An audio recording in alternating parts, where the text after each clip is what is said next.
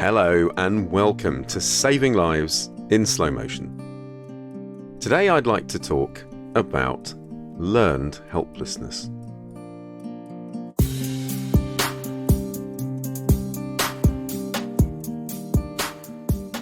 Now we see this quite often in general practice.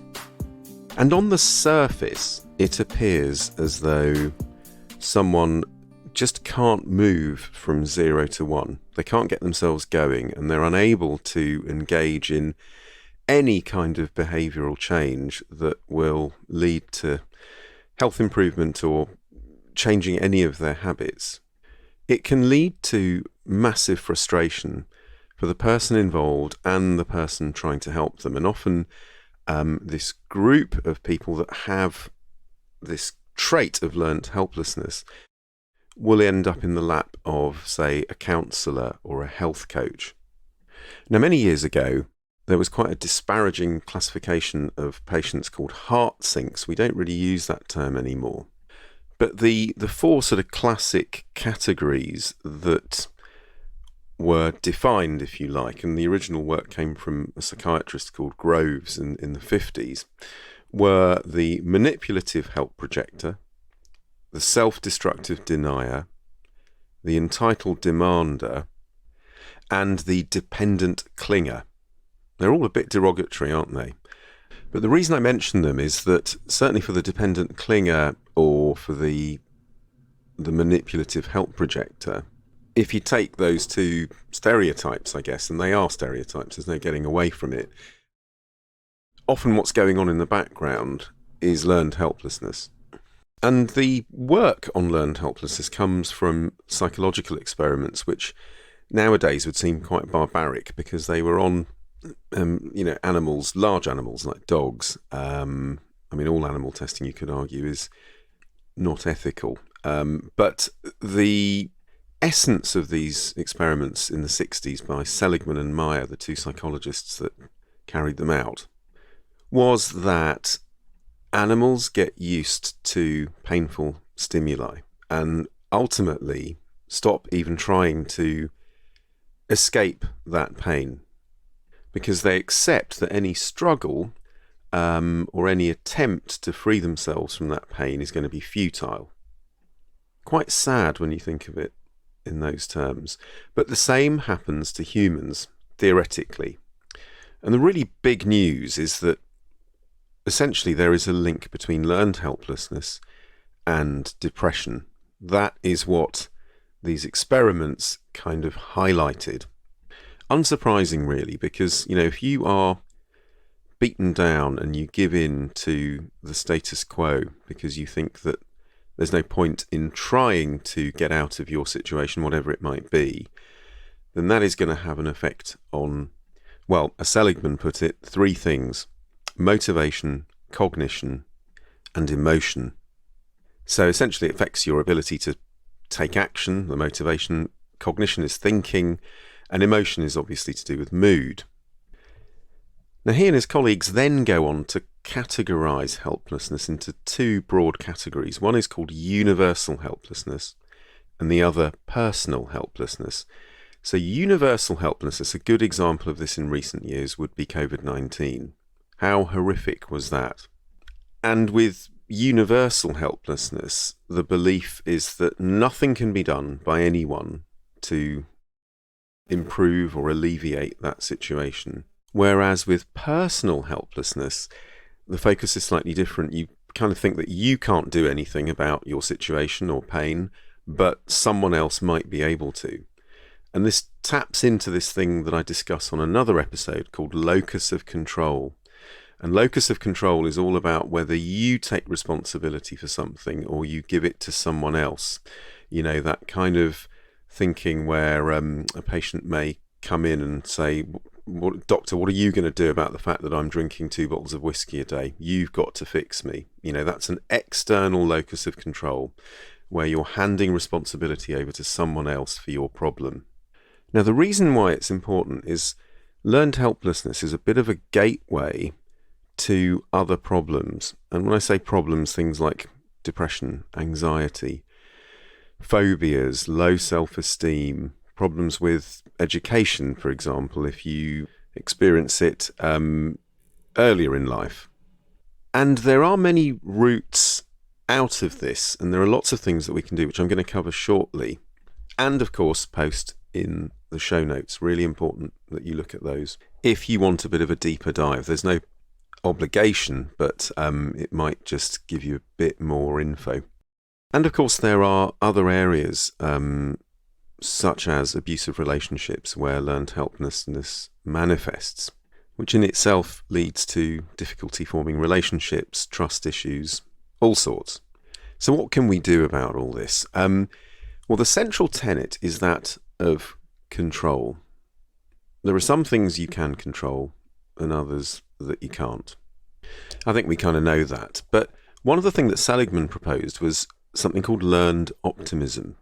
And in some ways, it's just a different way of looking at things or framing things differently, which we've covered in other episodes about cognitive distortions and CBT techniques. It's a very similar thing. And there are some attribution tests that Dr. Seligman designed, and I linked to one of them in the show notes. You can take it yourself. It might be quite interesting for you. But essentially, it gives you a framework of how you see the world in terms of optimism, pessimism, and where your locus of control is, whether you have an internal or external locus of control. And part of starting to get out of the loop of learned helplessness is learning how to be optimistic. And that means framing things differently. So here's a really good example. So say, for example, you're in a football team and you feel that you never get a chance to score because no one passes the ball to you. Now, you can either think of it as, I never score, I'm bad at football, and everyone knows it, so they don't pass the ball to me. Or you can think, it's interesting, isn't it? Whenever I play football, the ball doesn't seem to come my way.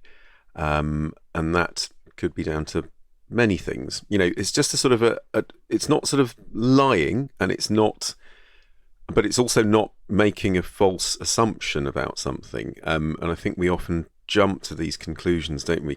You know, it's often called conclusion shopping.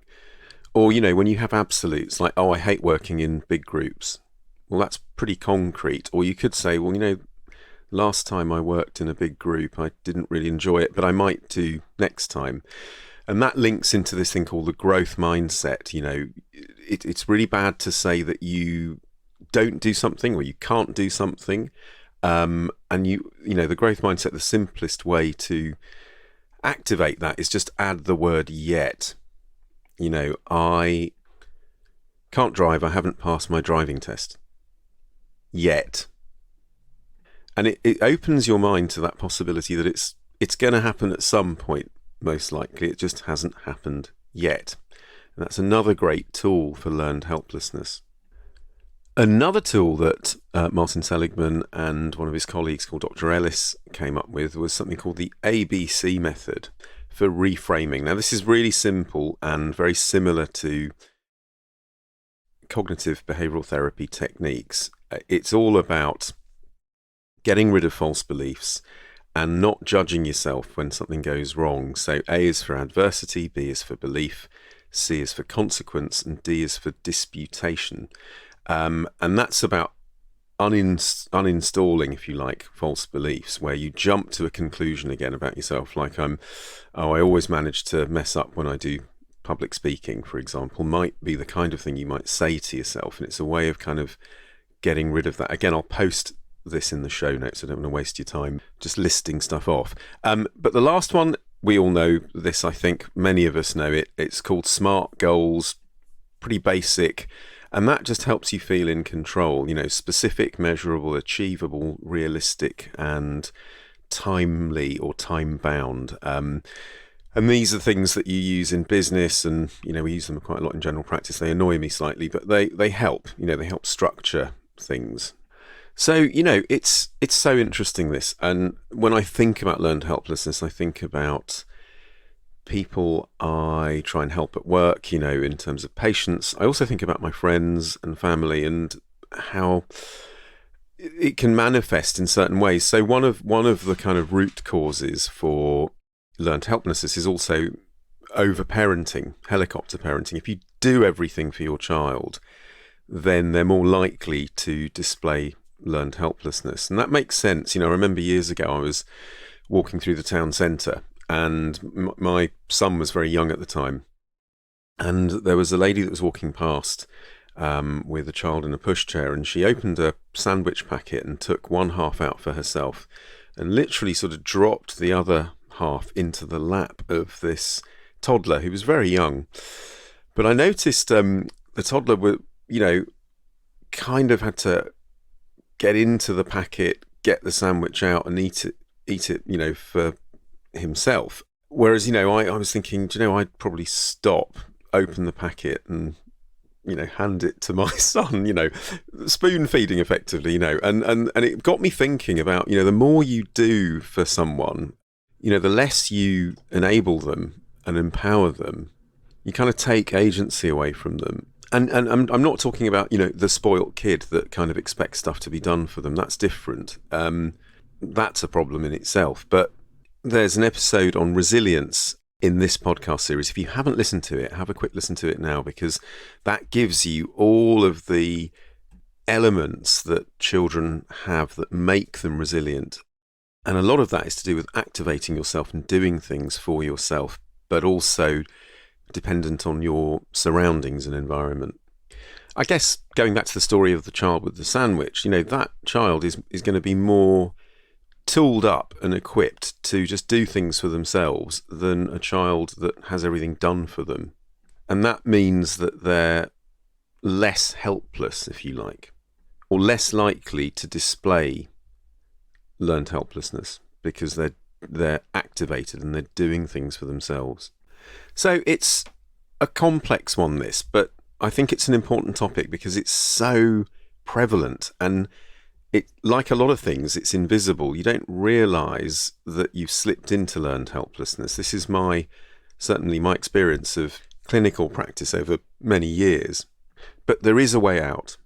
And if you think about those tools, flipping the way that you see things, flipping the locus of control, being aware of cognitive distortions, and just moving from 0 to 1. You often need help, the right counsellor, the right coach, but ultimately it's got to come from within. And I think that's the key point. You have to be able to convince yourself that you can do it, because otherwise it's easy to end up in a rut. And there are so many reasons people have so much trauma that can lead them to this situation. So I used to end some of the episodes on this podcast with quotes. I haven't done one in a while. I don't know, I fancy one this time because learned optimism has really stuck in my mind. And although it can be easy to get all over enthusiastic about optimism and hope, there is a quote that I think really makes sense to me, and it's by Noam Chomsky, a very wise man, and it's this: optimism is a strategy for making a better future, because unless you believe that the future can be better, it's unlikely you will step up and take responsibility for making it so. If you assume that there's no hope, you guarantee that there will be no hope.